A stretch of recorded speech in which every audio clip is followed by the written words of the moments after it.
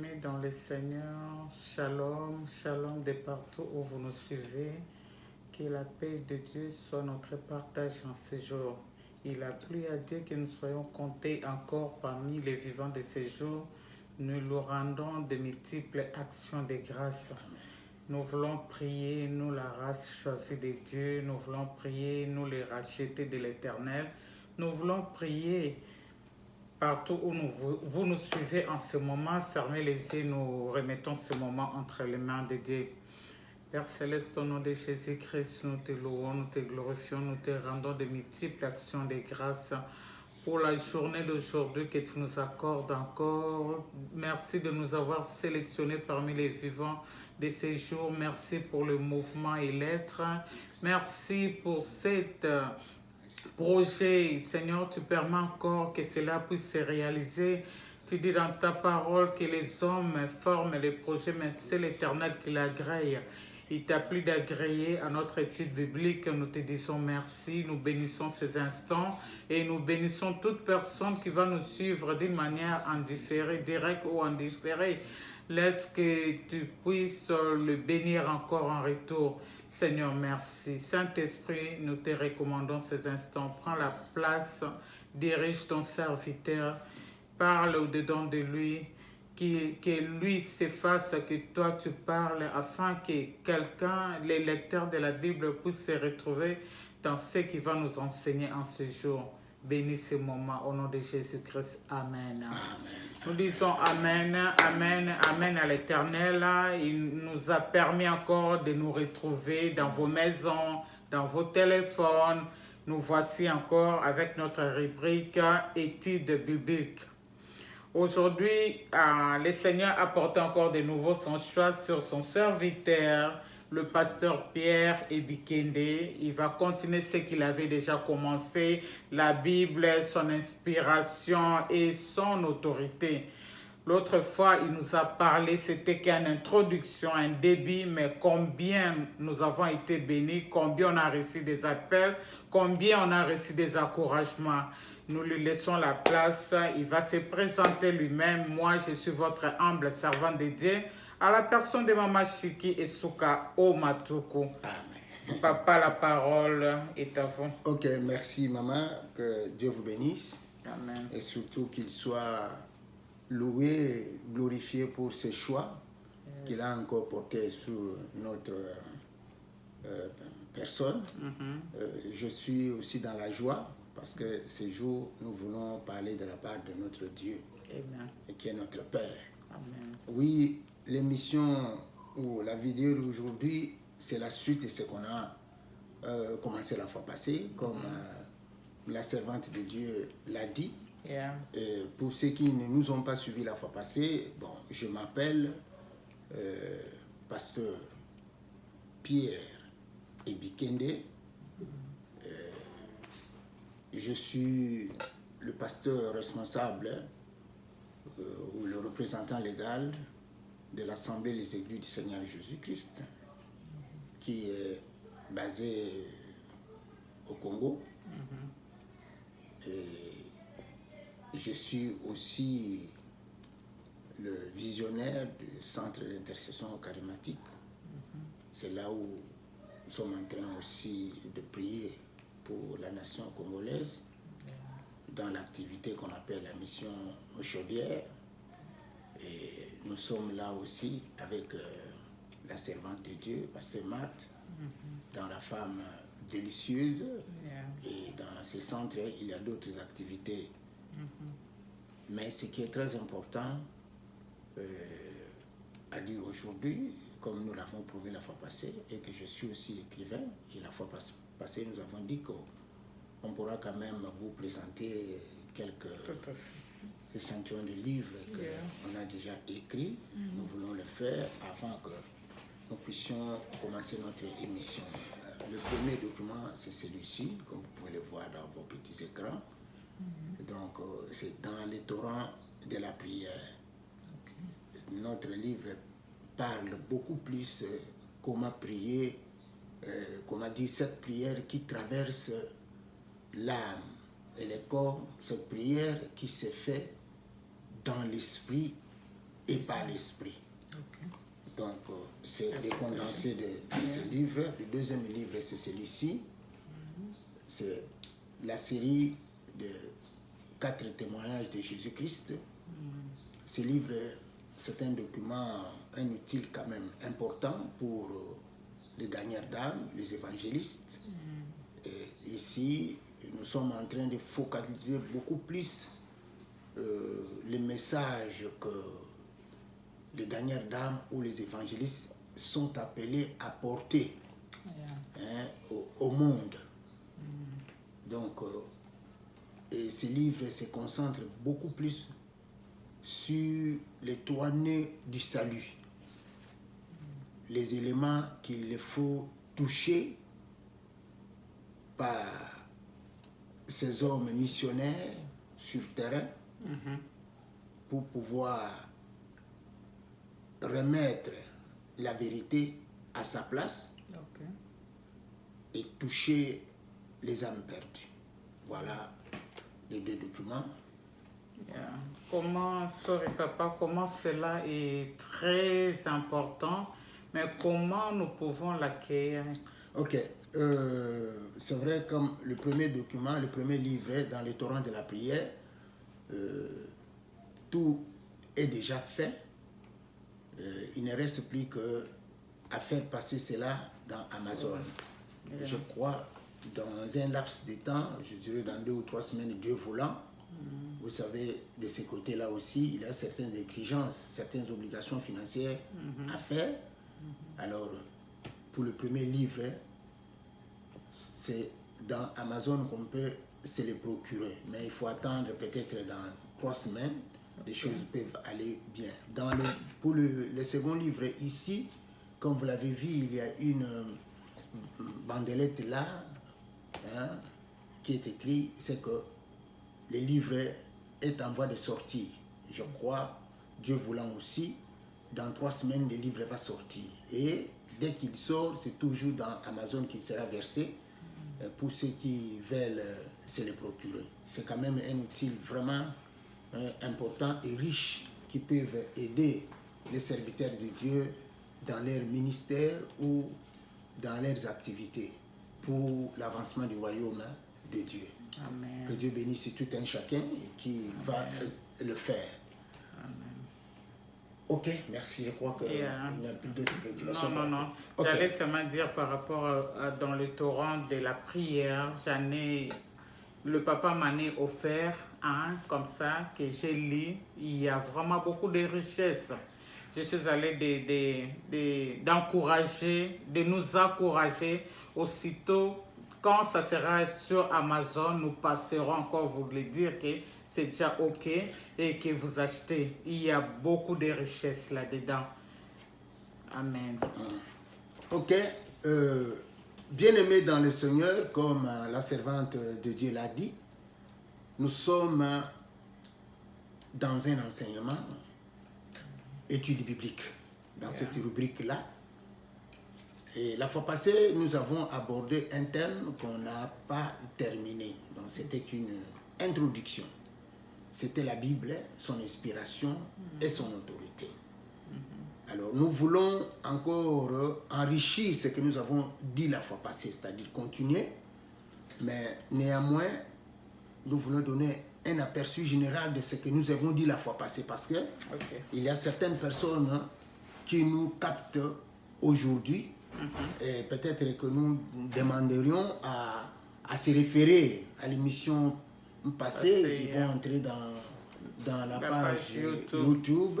Dans sa présence Dallas. Voilà, dans sa présence. Vous allez trouver l'émission qui est là et vous pouvez voir cela. Mais néanmoins, la fois passée, nous avons dit que la parole de Dieu, les Écritures saintes, la parole du Seigneur, c'est ce qui se résumait par le simple mot la Bible. Donc tous les écrits saints sont résumés, sont enregistrés, sont rédigés dans des documents que nous, chrétiens, nous appelons la Bible.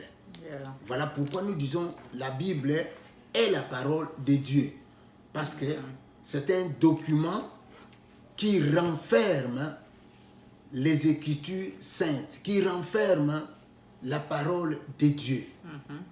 Et nous avons parlé que ce qui rend donc ces Écritures canoniques, c'est-à-dire que ce qui rend la Bible canonique inspirée, c'est de par sa rédaction et de par son contenu. Nous avons dit la fois passée que la Bible ou les Écritures saintes ont été écrites par des personnes différentes et à des endroits différents.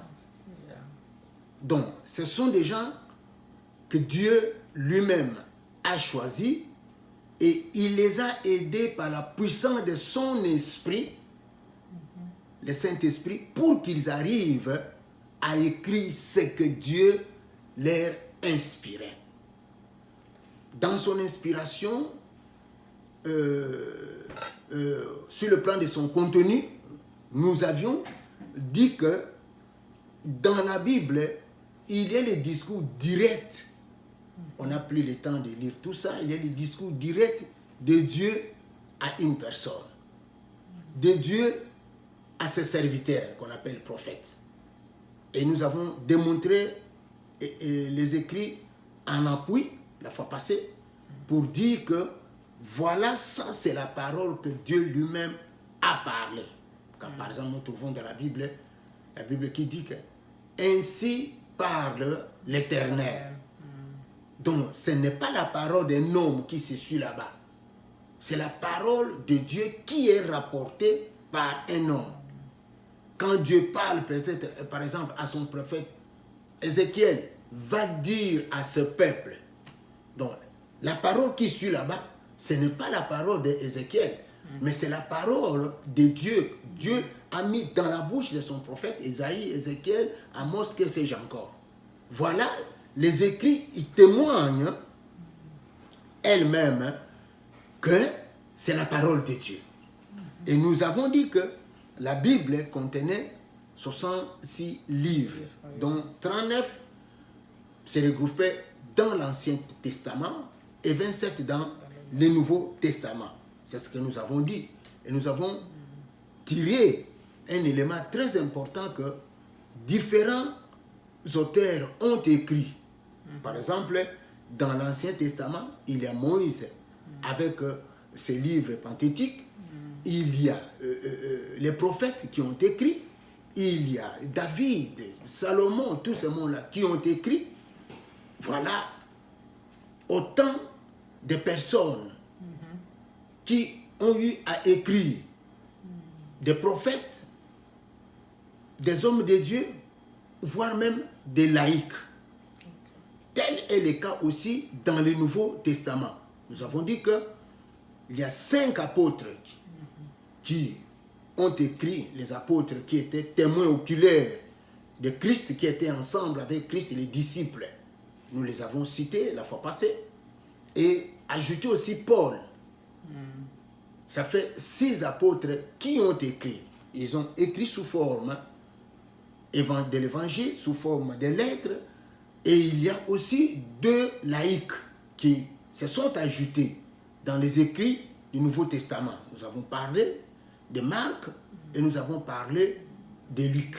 Donc, ces écrits ont été acceptés comme étant la parole de Dieu parce que ces gens, ces laïcs-là, les ont faites sous l'autorité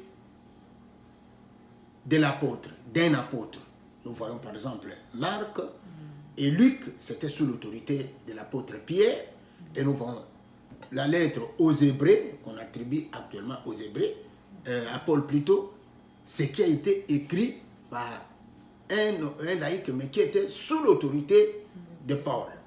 Voilà un peu ce que nous avons dit la fois passée. Et nous avions aussi ajouté la fois passée, comme on peut le dire, que le Nouveau Testament, il a été accepté comme la parole de Dieu par Jésus-Christ. Parce que c'est lui le centre de toutes choses. C'est lui, c'est dont la Bible est en train de parler dans l'Ancien Testament, comme on a toujours l'habitude de dire, c'est l'ombre des choses à venir. C'est la préfiguration des choses. Alors c'est Jésus-Christ qui est le centre. Alors quand il est venu, il n'a pas nié, il n'a pas rejeté l'Ancien Testament. Au contraire, il l'a accepté, il l'a appuyé pour dire que les écrits du Nouveau, plutôt de l'Ancien Testament, avaient l'autorité de la parole de Dieu. Ainsi qu'aussi ses disciples et ses apôtres, ils ont accepté ça comme la parole de Dieu. Donc, lorsque nous parlons de la Bible, lorsque nous parlons de la parole de Dieu, nous voyons et l'Ancien Testament et le Nouveau Testament. Donc, il n'y a rien à rejeter. Mais là, il y a une parenthèse que nous voulons ouvrir, parce que dans certaines Bibles, il y a certains écrits qui ont été ajoutés. Et là, nous avons aussi souligné cet élément la fois passée. C'est ce que la Bible appelle les écrits apocryphes. Ce sont des livres qui ont été ajoutés pour la foi chrétienne. La foi chrétienne ou la foi protestante, ils n'acceptent pas ces écrits comme étant la parole de Dieu, bien que ayant été ajoutés dans la Bible. Donc, nous prenons ça en considération, c'est à titre d'édification, mais non pas étant la parole de Dieu. C'est là un élément que nous avons aussi dit la fois passée. Voilà le résumé de ce que nous avons dit la fois passée. Et pour de plus amples éclaircissements, pour de plus amples vérifications, vous pouvez vous référer à l'émission de la fois dernière pour voir les passages qu'on a donnés. Nous voulons continuer parce qu'on est vraiment saisi par le temps aujourd'hui. On n'a pas vraiment beaucoup de temps à prendre pour que nous puissions donner tout en détail. Alors, ce qui est important aujourd'hui, que nous voulons parler, c'est beaucoup plus sur la propagation de la parole de Dieu, des écrits. Ces écrits se sont imposés. Alors là, nous disons que de tous les textes de l'Ancien Testament que nous avons aujourd'hui, il n'y a plus de manuscrits originaux. Ce ne sont que des copies. Pourquoi cet état de choses qui a créé beaucoup de divergences lorsque Christ est venu est dû par deux grands événements importants. Le premier, c'est la destruction du temple de Jérusalem. Ce qui a fait que tous les manuscrits originaux ont été pillés, ont été détruits. Mais cela n'a pas enlevé l'authenticité de la parole de Dieu. Non. C'est ça, ce qui est très important. La parole de Dieu est restée comme parole de Dieu, comme elle était soutenue par Dieu lui-même, elle était contrôlée par Dieu lui-même. Alors, il a fait que le Seigneur s'est encore révélé pour que ces écrits se retrouvent, qu'on ait des copies qui étaient restées. Mais le deuxième événement qui a créé ces divergences, c'était la déportation, l'exil du peuple d'Israël. Ce qui a fait qu'à leur retour la langue hébraïque n'était plus parlée. Or, la Bible était écrite en hébreu. Ce qui a créé des problèmes. Qu'on devrait maintenant modifier, écrire en araméen. Et vous savez, quand on fait cette traduction-là, il y a un sens qui peut changer, il a une virgule, il a des nuances qui peuvent arriver. C'est pourquoi vous voyez, il y a beaucoup de versions dans les Bibles. Mais la pensée maîtresse reste. L'idée intrinsèque est restée. Ça n'a pas été modifié. C'est ce qui a fait que, à cause de ces difficultés, et à la longue, toutes les communautés juives, ils ont dit que non, il faut chercher des voies et moyens pour maintenir la stabilité maintenant des écrits.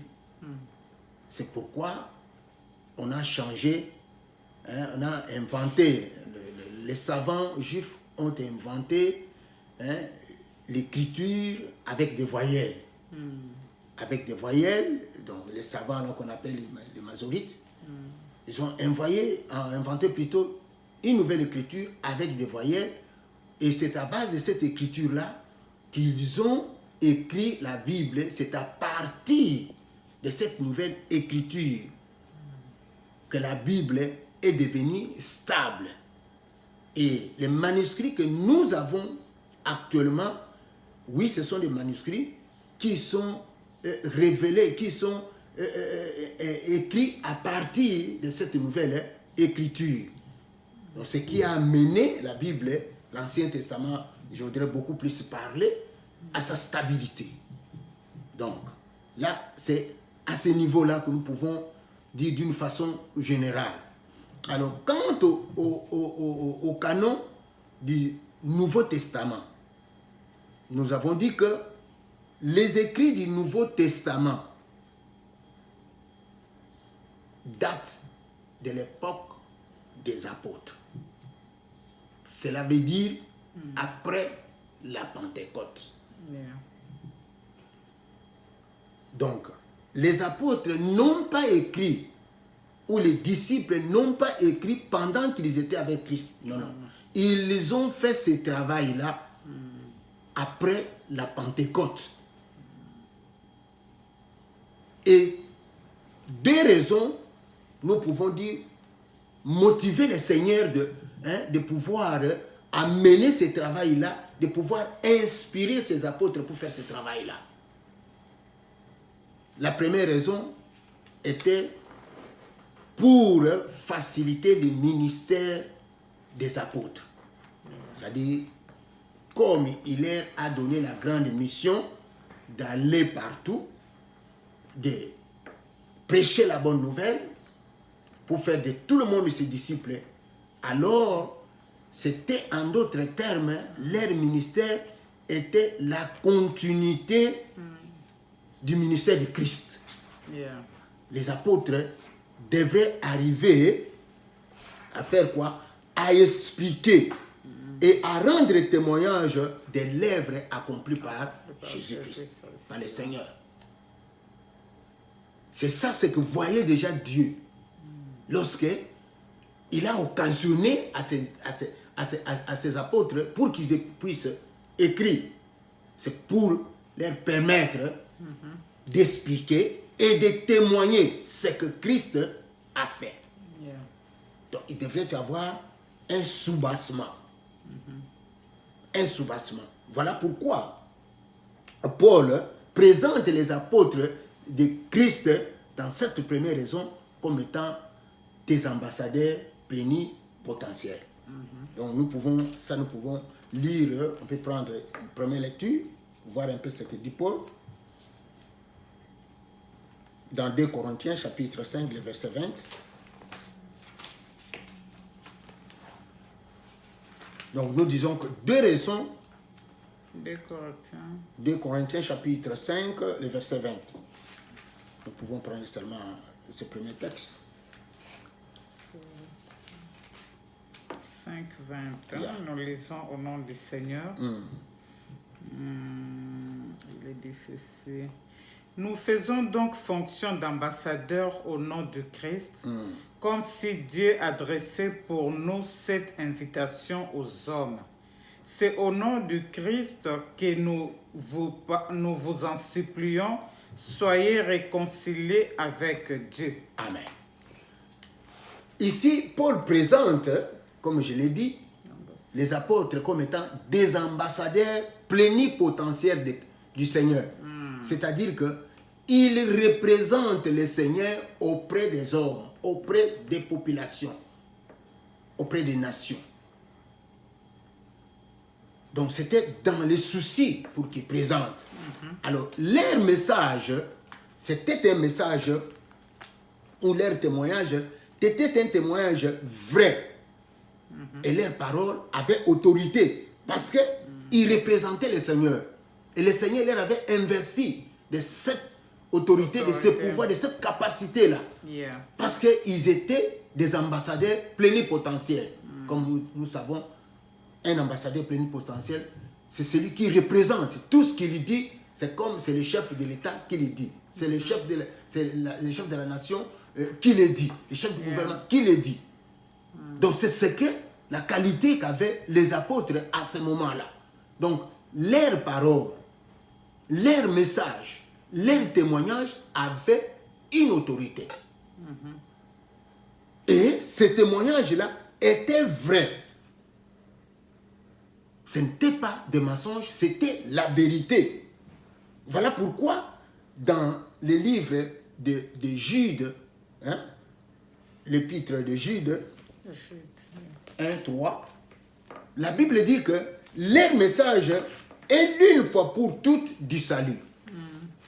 C'est-à-dire que en dehors de ce message-là que les apôtres avaient, il n'y avait pas d'autres messages qui pourraient venir après, qui puissent donner le salut.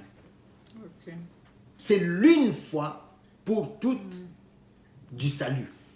Le salut n'est donné que à travers Christ. Oui. Jude 1:3. Jude 1.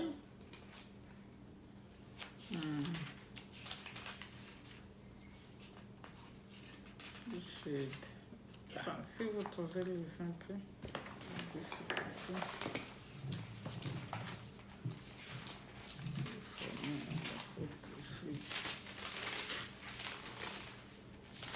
Ok, je suis là. Il est écrit ceci. Jude 1. Bien-aimés, comme je désirais vivement vous écrire au sujet de notre salut commun, je me suis senti obligé de le faire afin de vous exhorter à combattre pour la foi qui a été transmise au sein une fois pour toutes. Ici, la Bible parle de la foi, mais en réalité, il voulait parler de l'évangile. L'évangile qui a été transmis, l'évangile qui a été communiqué pour le salut une fois pour toutes. Donc, ici, nous trouvons que les paroles ou les témoignages des apôtres auprès des hommes, c'était l'une fois pour toutes pour le salut de quiconque croit. Voilà pourquoi nous disons que les messages des apôtres en tant qu'ambassadeurs plénipotentiels et qu'ils étaient destinés à témoigner Christ, à expliquer l'œuvre que Christ a accomplie, c'était une vérité immuable. Donc la parole de Dieu, dans ce contexte, est une vérité immuable. C'est-à-dire quelque chose qui ne peut pas être changé. Quelque chose qu'on ne peut même pas modifier. Voilà pourquoi Jean va à la fin, dans Apocalypse, dire qu'on ne peut rien ajouter, qu'on ne peut rien retrancher. C'est pour dire que c'est la complétude. La complétude de toutes choses. Donc, il n'y a pas un autre message qu'on peut amener après. Pour qu'il puisse apporter le salut. Il n'y en a pas. Oui. Donc, dans la parole de Dieu, elle est complète. Il n'y a rien qui manque. C'est une vérité qui est immuable. C'est une vérité qui est inaltérable. Ça ne peut pas être, que dirais-je, gâché. Ça ne peut pas être altéré, c'est-à-dire abîmé pour que quelqu'un dise non, ça a vieilli. Non. Okay. Ça ne peut pas vieillir. Donc la parole de Dieu est en actualité au jour le jour. C'est bien dit. Tel qu'il a été il y a des siècles, il y a des années, il y a des générations, telle qu'elle est aujourd'hui, telle qu'elle sera jusqu'à la fin éternellement. C'est ça la pardon. C'est une vérité qui est inaltérable, une vérité qui est immuable, qu'on ne peut pas modifier. Que quelqu'un ne prétende pas dire que non, on peut changer parce que ça a vieilli, les contextes a vieilli, les circonstances, non. Ça, il faut enlever cela. Yeah.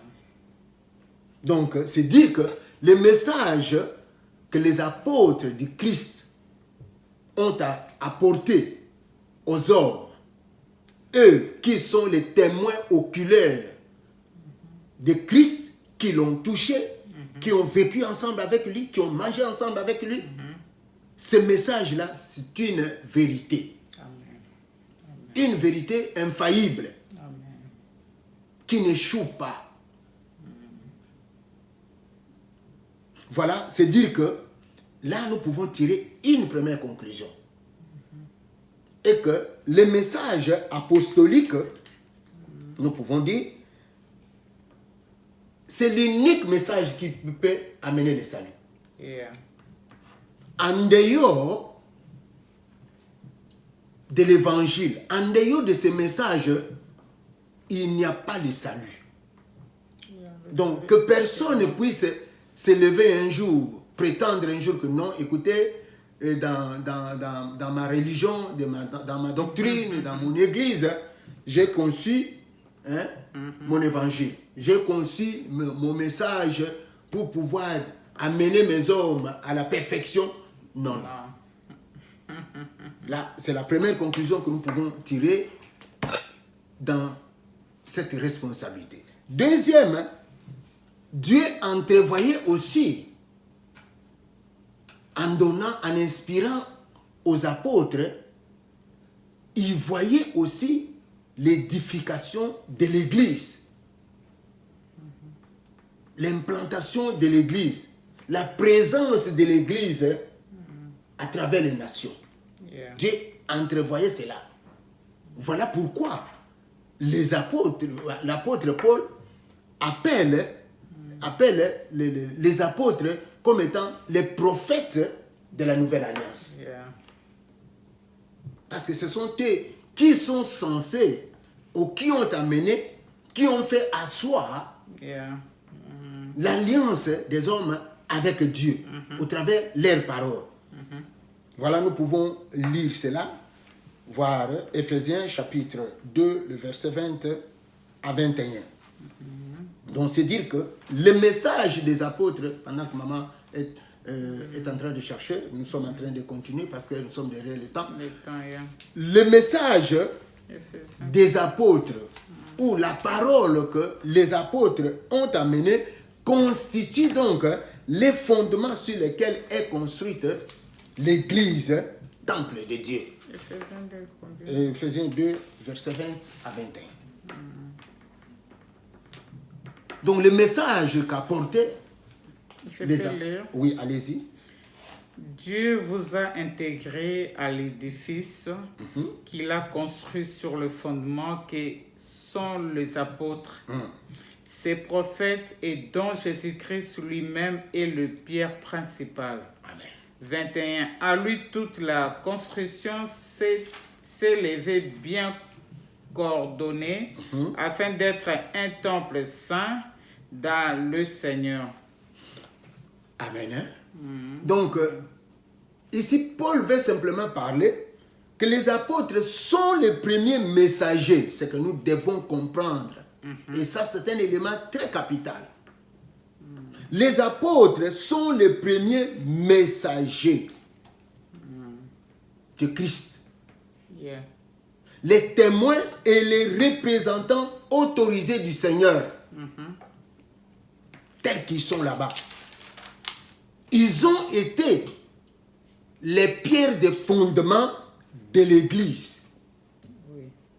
Donc sans leur présence, sans leur message, l'Église ne serait pas fondée. Et Dieu entrevoyait cela. Il devrait permettre cela pour que l'Église, qui est son épouse, l'Église, la nouvelle société à laquelle il veut amener, il veut réunir son peuple, soit installée, soit assise, solidement édifiée. C'est au travers les écrits des apôtres, au travers les manuscrits, au travers la parole que les apôtres ont écrite, ont parlé. Donc, ce qui est très important, les apôtres, dans cette responsabilité, ils sont comme les prophètes de la nouvelle alliance. Donc, ils sont les pierres de fondement. Et le passage que nous venons de dire, Jésus-Christ lui-même est la pierre de fondement et ils sont les pierres de fondation. Les fondements, c'est Christ. Mais la fondation, ce sont les apôtres. Comme toi qui es pasteur quelque part, qui est apôtre quelque part, Dieu a fait grâce que l'Église s'élève au travers de toi. Tu es une pierre de fondation. Et nous tous, nous sommes assis dans les fondements apostoliques. Donc dire que, et ce passage nous permet de tirer une leçon, une conclusion. Dire que la véritable Église est celle donc qui est assise sur ces témoignages-là. Une Église qui n'est pas assise sur les témoignages apostoliques ou sur les messages apostoliques ne l'est pas. C'est vrai. N'est pas une Église. C'est-à-dire qu'ils sont en train de jouer pour quelqu'un d'autre. Ils sont en train de jouer pour un autre esprit qui est là. Mais ce n'est pas l'Église du Seigneur. Ce n'est pas l'Église de Dieu. Une véritable Église, un vrai chrétien, c'est celui-là qui est assis dans les fondements des apôtres. Parce que ce sont eux qui sont les pierres des fondements. Yeah. Là, c'est la première leçon que nous voulons tirer là-bas. Et la deuxième leçon que nous voulons tirer là-bas, étant inaltérable, comme nous avons dit que, dans la première raison, nous avons dit que la parole des apôtres, les témoignages, le message des apôtres, c'est un message inaltérable.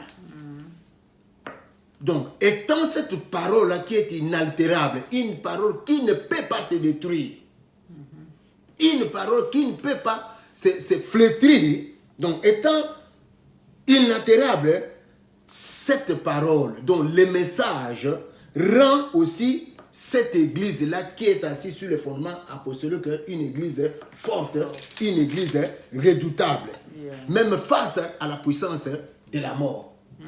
Voilà pourquoi Christ a dit en Matthieu 16, 18 à Pierre, tu es Pierre, sur cette pierre, je bâtirai mon église. Et le dernier verset, les portes du séjour des morts ne prévaudront point contre elle. C'est pour dire qu'une église, une véritable église qui est assise sur les fondements apostoliques, cette église-là, elle ne peut pas être détruite par la puissance de la mort. Jamais. C'est cette église qui reste éternellement jusqu'à l'enlèvement, et cette église sera enlevée et ce peuple sera dans la nouvelle Jérusalem comme étant épouse de Jésus-Christ dans l'éternité. Donc voilà ce qui est très important. Voilà pourquoi Paul est en train d'insister. Il demande que ces écrits, donc ces lettres qu'il a données, qu'il a envoyées, il dit que ces lettres circulent dans les églises.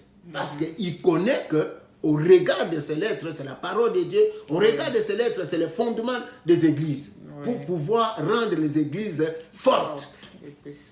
est puissante pour que l'Église puisse subsister. Car l'évangile qui a été donné aux apôtres, comme nous avons dit, par le Saint-Esprit, est la source permanente de vie. Ok. Donc, la parole que les apôtres avaient, le message qu'ils avaient, les témoignages qu'ils avaient aux hommes procurent la vie à quiconque accepte. C'est la source de vie permanente. Procure la vie à une église qui est en train de proférer cela. Ça donne la vie. Et c'est la vérité aussi. Pourquoi ça donne la vie? C'est parce que c'est la vérité. Pourquoi c'est inattaquable? Parce que c'est la vérité. La Bible dit quelque part, il n'y a pas de puissance contre la vérité, mais il n'y a que de puissance pour la vérité. Donc la vérité peut être attaquée, mais jamais la vérité ne peut pas être évincée. Parce que dans la vérité, il y a la puissance. Et la vérité, comme nous le savons, c'est Christ lui-même. Tout à fait. Donc, l'évangile, comme nous avons dit, qui a été donné aux apôtres, est la source de vie. Parce qu'elle est la vérité. Elle est la source du salut. Et elle donne aussi la direction pour l'Église. Elle permet à l'Église de se contrôler. Un leader, un pasteur ou un chef spirituel d'une Église, il n'a pas une autre unité de mesure pour diriger l'Église. Il n'a pas une autre référence pour qu'il puisse diriger l'Église si ce n'est que la parole de Dieu. Si ce n'est que la parole de Dieu. Si ce n'est que l'évangile que les apôtres nous ont légué. Voilà pourquoi nous disons que cet évangile permet à l'Église de marcher correctement devant le Seigneur. Oui. Et nous y reviendrons dans la conclusion. Donc, ici, la troisième conclusion que nous pouvons tirer de cette deuxième raison ici, c'est que tous les croyants et les églises sont des vrais. Des croyants ou des églises sont des vrais dans la mesure où ils respectent, ils croient ou ils défendent et sont d'accord avec l'enseignement et la révélation apostolique.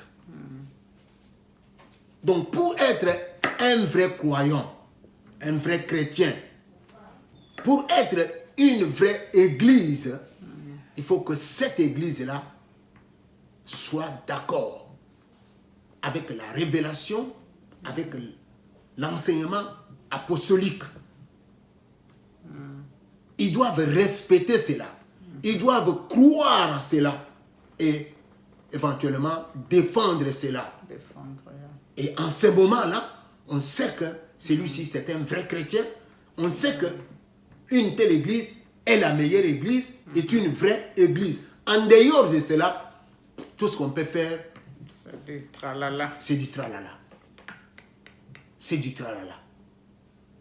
Voilà pourquoi nous disons que quelqu'un ne se mesure pas pour dire que ah non, je vais faire mon évangile ou mon message qui sera donné tous les jours, enseigné, prêché dans mon église ou dans ma communauté en mettant en dehors la parole de Dieu.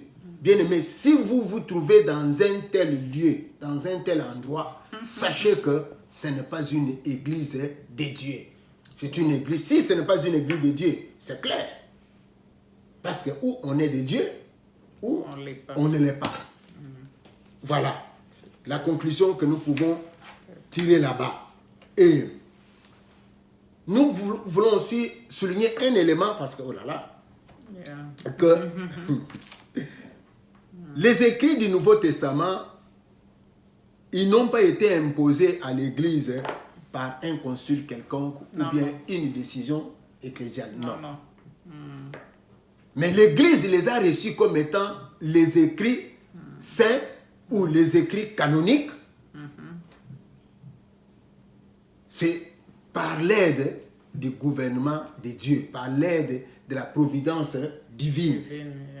C'est la puissance de Dieu qui a fait imposer l'acceptation ou la foi, la croyance de tous ces écrits apostoliques dans les églises. Et les églises ou les assemblées les ont reconnus comme étant canoniques. Et là, à l'aide d'un grand caractère, c'est l'apostologie. C'est-à-dire, ici, moi je dis que c'est là où Dieu a verrouillé un peu la parole de Dieu pour que les gens ne puissent pas s'amuser après. Et notre temps ici, non, moi j'ai eu l'inspiration, j'ai écrit. Donc, le premier critère qui a fait accepter les écrits des apôtres, c'est l'apostologie. C'est-à-dire qu'il faut que cet écrit soit rédigé par un apôtre ou être dirigé sous l'autorité d'un apôtre du Seigneur. Si il n'est pas apôtre du Seigneur, ou la direction ou l'autorité qui a conduit cette rédaction n'est pas un apôtre, c'est fini. Ça, c'est les grands critères. Et nous voyons aussi trois autres critères, mais qui sont tous réunis dans ce premier critère. C'est l'orthodoxie du récit. C'est-à-dire qu'il faut que le récit puisse contenir la doctrine ou les dogmes des apôtres. C'est-à-dire, si vous parlez d'autres choses, d'autres révélations que Dieu vous a données, d'autres histoires que vous connaissez, d'autres expériences que vous-même vous avez vécues, voyez, donc ces écrits n'ont pas l'orthodoxie apostolique, alors ça ne peut pas être considéré comme étant saint. Et l'autre critère, c'est l'ancienneté de l'écrit. C'est-à-dire qu'il faut que les écrits datent à l'époque des apôtres. Voyez, ce qui élimine aujourd'hui ceux qui peuvent prétendre que non, moi j'ai été inspiré par le Seigneur. Voyez, alors les garde-fous. Voilà, c'est ce que moi je dis que ici, le Seigneur a verrouillé, verrouillé son évangile pour que l'évangile ne soit pas, que dirais-je, piraté, comme on dit en termes un peu terre à terre, quoi. Pour que l'évangile ne soit pas piraté, pour que quelqu'un ne se prétende pas écouter, moi j'ai fait ceci, j'ai vu ceci. Donc il a mis des garde-fous. Des garde-fous, c'est l'apostolité. C'est ce qui est très important. Il faut qu'il y ait des doctrines apostoliques, des dogmes apostoliques. Il faut que ça date autant des apôtres. Et c'est très important. Et puis, en ce moment-là aussi, il faut que ça fasse une large diffusion. Une large diffusion. Ce qui fait que il y a tout ce que nous pouvons faire aujourd'hui, comme ça ne remplit pas ces critères. Alors tout ce que les gens peuvent faire aujourd'hui, des chefs spirituels qu'on connaît, non, c'est balayé. C'est balayé. Donc, ces écrits, leurs écrits, comme nous avons dit, comme les livres apocryphes, ne peuvent servir que d'édification. L'expérience que quelqu'un a partagée, mais pas en tant que parole de Dieu qui peut amener le salut. Non. Pas en tant que la vérité. Non. Et pas en tant que source de vie. Il n'y a pas... Non. Ça peut édifier, ça peut vous aider. Mais pas pour donner la vie. Comme étant la vérité, non. Voilà ce qui est important. Alors, vraiment, le temps, je voulais un peu conclure rapidement. Bien, on peut remettre la conclusion. La séance prochaine. Le mardi prochain. Le mardi prochain, la conclusion, et puis qu'est-ce que nous pouvons donner comme conseil. Voilà, aujourd'hui, nous nous arrêtons jusque-là parce que nous sommes coincés vraiment par le temps. Il y a encore quelque chose de très capital que nous avons laissé, c'est de conclure par rapport à tout ce que nous avons dit aujourd'hui. Parce que nous ne voulons pas que tu le fasses vite. Oui, ok. Donc voilà un peu aujourd'hui. Que le Seigneur vous bénisse, vous qui nous avez suivis. Nous nous arrêtons ici. Et que la grâce de Dieu soit sur vous. Je sais que la servante de Dieu n'a pas eu le temps de poser une question aujourd'hui. Bon, peut-être prochainement. Ok, je vous remets la parole. Bien-aimés, nous bénissons Dieu pour ces trésors. Comme je vous l'ai dit l'autre fois, Nous autres, on a eu à payer de l'argent pour aller écouter ces choses.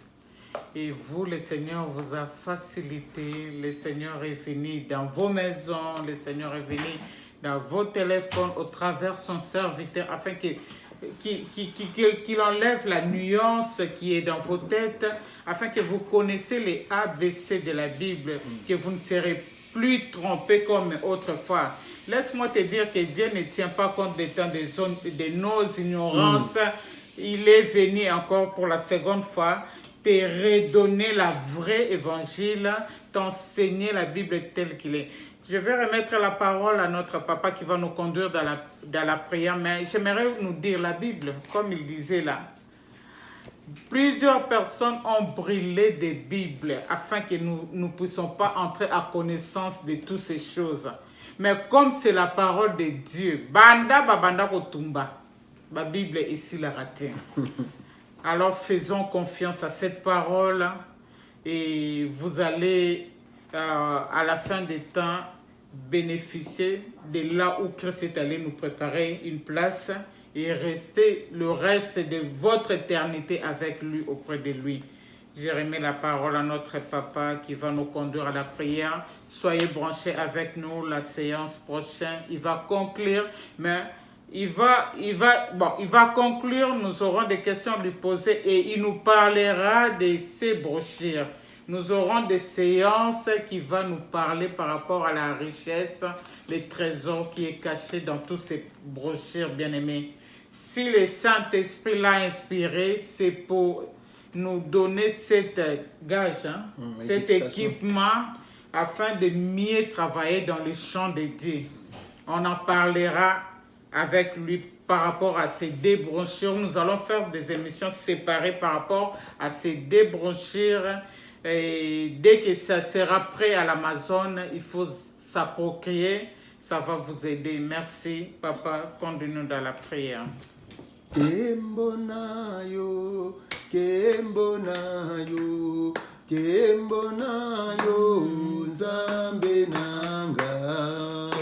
Kembonayo, Kembonayo, Kembonayo, Nzambe nanga. Oh, Kembonayo, Kembonayo, Kembonayo, Nzambe na lola ye. Kembonayo, Kembonayo, Kembonayo, Nzambe nanga. Kembonayo, Nzambe nanga ye. Yozali Nzambe na mokolo ya lilo ye. Ayo, Kembonayo, Kembonayo, Nzambe nanga. Bien-aimé de Dieu, ferme tes yeux, nous voulons prier. Seigneur, à toi la gloire. Quel est cet autre Dieu qui peut être glorifié comme toi? D'éternité en éternité, tu restes Dieu. Le Dieu là qui est redoutable. Celui-là qui est au-dessus de tous les dieux. Il préside au-devant de toutes nations. Il a la clé de toutes choses entre ses mains. Il n'y a rien qui lui échappe. Rien. Même quand un morceau de cheveux tombe de la tête de quelqu'un, même quand un grain de sable se déplace là où il est lait par le courant du vent, ce Dieu-là, il voit toutes ces choses-là. Ce matin, nous te sommes infiniment reconnaissants pour te dire que toi seul es Dieu dans les cieux et sur la terre. Merci parce que tu es ce Dieu-là qui nous a choisis comme étant des instruments pour que nous puissions parler de ta part. Oui, Seigneur, c'est vrai, sans toi, nous ne pouvons rien faire dans cette œuvre à laquelle tu nous as amenés. Voilà pourquoi nous voulons te mettre au-devant de toutes choses. Pour que ce que nous avons parlé puisse toucher les cœurs. Il n'y a que toi seul qui peut agir. Sans ton esprit, rien. Seigneur, personne ne peut être saisi, touché de ta parole. Sois sanctifié. Sois exalté encore ce moment. Parce que tu es ce Dieu qui a permis que nous puissions parler en peu de temps. Le peu que nous avons parlé. Mais nous savons que tu es le Dieu qui a fait des choses au-delà de ce que nous demandons. Au-delà de ce que nous faisons. Voilà pourquoi je te recommande tous mes bien-aimés qui nous ont suivis du début jusqu'à la fin. Oui, il n'y a que toi qui peux encore créer cette soif-là, Seigneur, de s'attacher à ta parole. Il n'y a que toi qui peux créer encore cette foi-là, oh Dieu, de croire que ta parole est la vérité, que la Bible, ce sont les Écritures saintes, que la Bible, oh Dieu, c'est la source permanente de la vie. La Bible, Seigneur, c'est la vérité. Et il n'y a que ça comme étant l'unique vérité. Parce que la parole de Dieu, c'est Jésus-Christ lui-même. Merci, Seigneur. Parce que cette responsabilité, cette tâche est à toi. Nous n'avons fait que ce que nous pouvons faire. Mais le reste, pour que mon frère accepte, le reste, que mon frère agrée, que ce que la parole de Dieu, ce sont les Écritures saintes. Père, il n'y a que toi qui peux faire ça, selon ton bon vouloir, comme tu l'as désiré à tout un et chacun. Que la grâce de Dieu soit donnée à tous nos bien-aimés qui nous ont écoutés. Et que la grâce de Dieu aussi soit déversée chez la servante de Dieu qui continue encore au jour le jour dans ses faiblesses, dans ses tâtonnements, dans ces moments de difficulté à faire que ton nom, à faire que ton royaume soit élevé. Merci. Que la paix soit donnée à tout un chacun. Et que l'amour de Dieu, le Père, soit déversé sur eux pour ces jours que je te recommande. Merci pour la séance prochaine. Merci, à toi le vouloir et à toi le faire. Au nom de Jésus-Christ, nous avons demandé et prié. Amen. Amen. Nous acclamons le Seigneur. Bien-aimés, suivez-nous. Nous sommes sur notre page YouTube. Dans notre page YouTube, c'est Dans sa présence. Vous écrivez Dans sa présence Dallas parce qu'il y a plusieurs dans sa présence. Ou bien pour être encore plus clair, qui est Maman Chiki, la servante de Dieu Maman Chiki. Vous allez nous trouver là-bas. Nous sommes là avec les mamans. Chaque jeudi, nous commençons déjà un nouveau thème qu'on a tiré dans le livre des Psaumes 68. Le Seigneur prononce une parole. Les messagères de la bonne nouvelle sont nombreuses. Oui, nous voulons parler encore du Seigneur. Nous voulons mettre les dons, les talents, tout ce que le Seigneur a eu à déposer sur nous à son service. Que le Seigneur vous bénisse le mardi comme à ce moment. Nous sommes là avec des hommes de Dieu. J'aime souvent dire que je ne serai jamais égoïste. Je ne me mettrai pas toujours devant vos écrans et vous me voyez toujours moi. Non, non, non. Nous ne sommes pas la race des égoïstes. Nous allons exposer aussi, si je peux le dire, d'autres pasteurs, les hommes de Dieu qui auront un défilé avec la grâce que le Seigneur a mise en eux. Oui, qui nous parle de la part du Seigneur. Soyez bénis. Bye. À mardi prochain avec Papa. Okay. Merci Papa. Que Dieu vous bénisse. Amen.